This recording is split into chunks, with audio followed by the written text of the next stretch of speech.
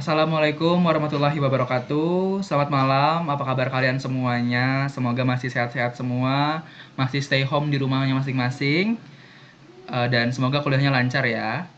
Hari ini, saya dan teman-teman saya ingin menyelesaikan tugas untuk ulangan tengah semester Pendidikan Kewarganegaraan. Sebelumnya, izinkan kami untuk memperkenalkan nama.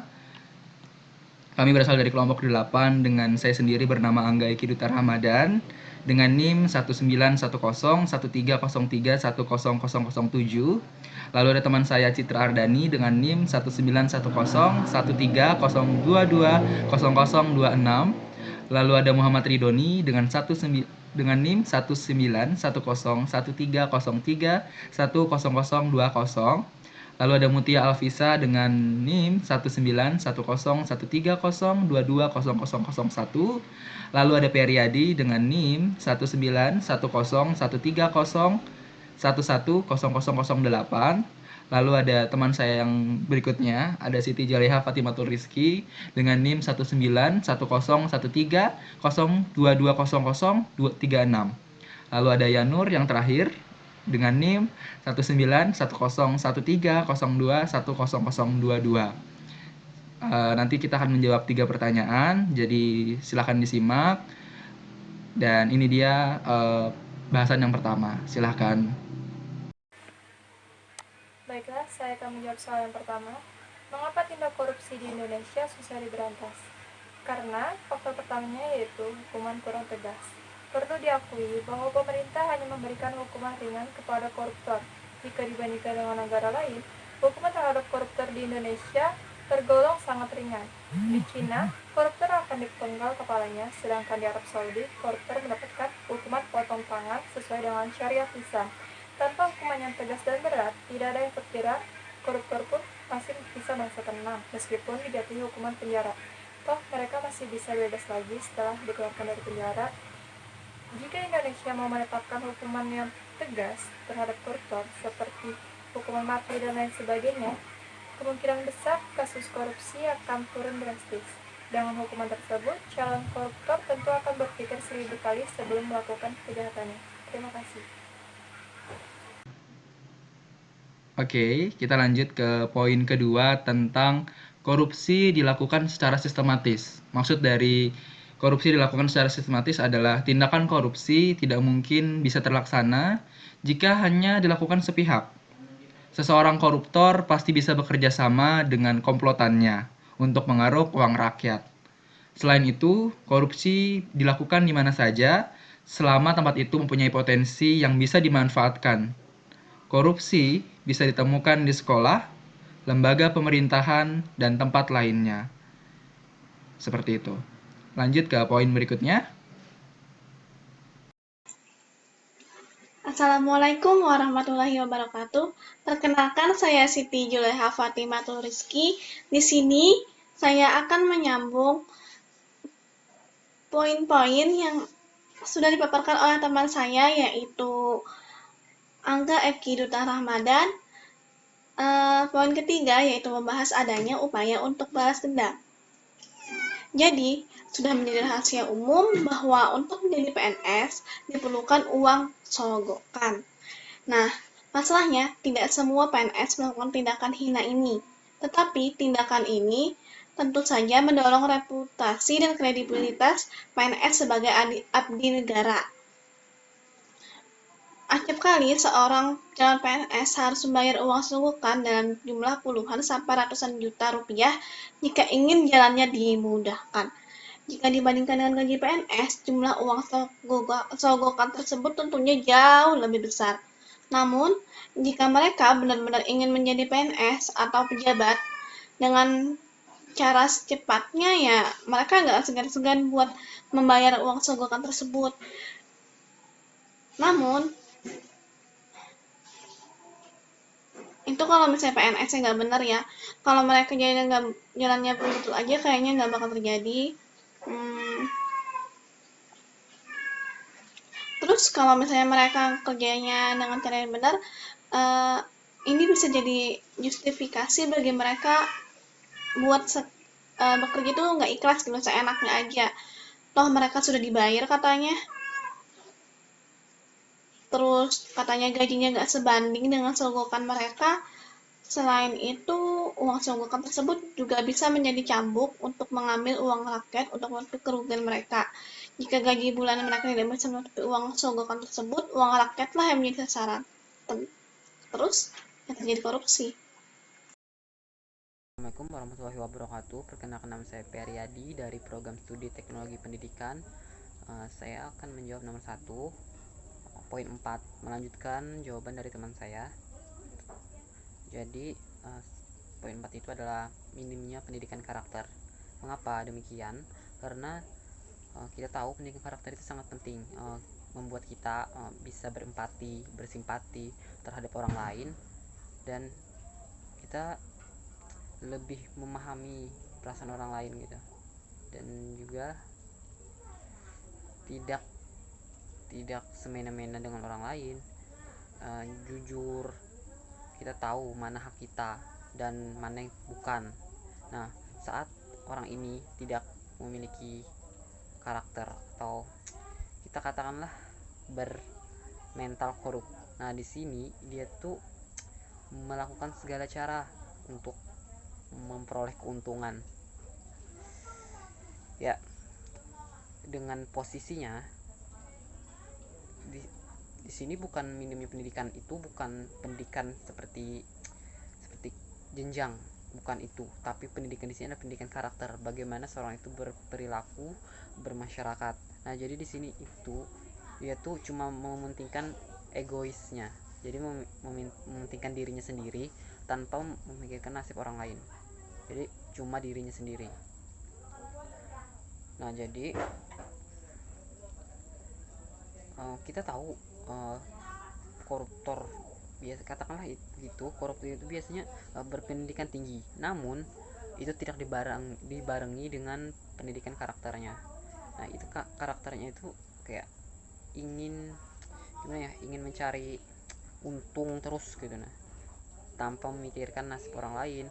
Dia itu mencari untung dengan berbagai cara, mau itu taulah koruptor itu biasanya itu aparat tinggi kan. Nah, jadi berbagai macam cara itu dilakukan agar dia mendapatkan sebuah keuntungan.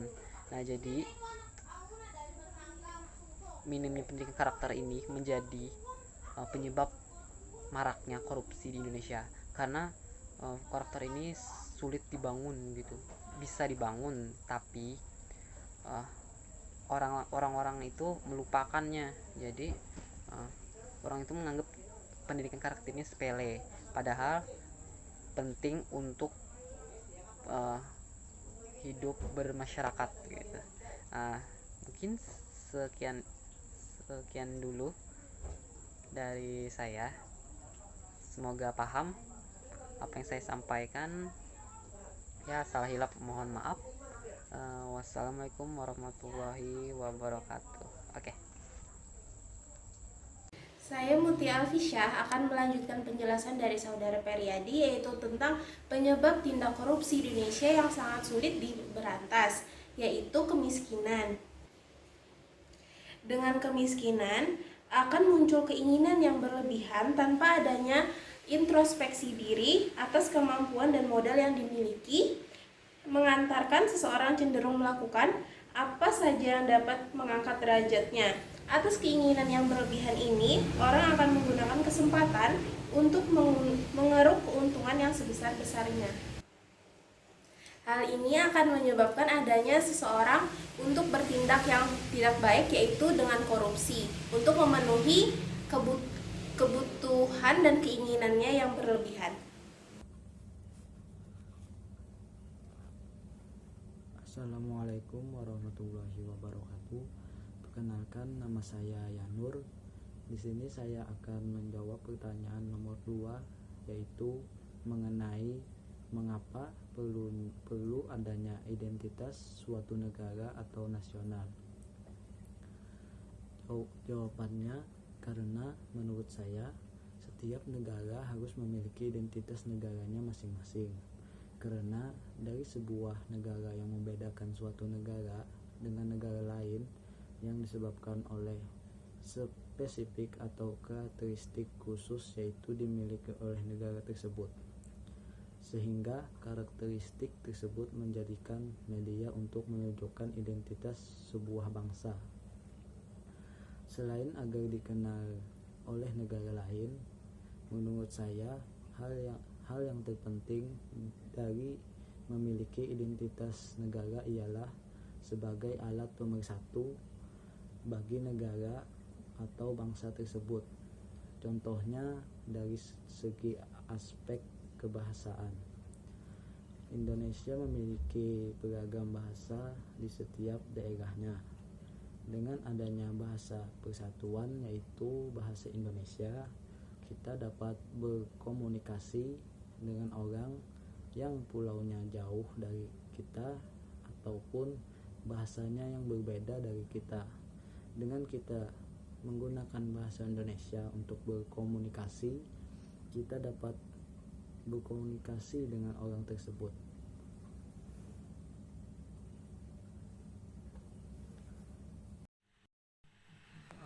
Jadi saya Muhammad Ridhoni dari kelompok 5 akan melanjutkan pertanyaannya, yaitu pertanyaan yang ketiga, apa saja tujuan dari pembelajaran pendidikan kewarganegaraan? Berdasarkan keputusan Dirjen Dikti nomor 43 Dikti _Kep_2006, tujuan pendidikan kewarganegaraan dirumuskan dalam visi, misi dan kompetensi sebagai berikut. Visi sebagai sumber nilai dan pedoman dalam pengembangan dan penyelenggaraan program studi, memantapkan kepribadian mahasiswa sebagai manusia seutuhnya,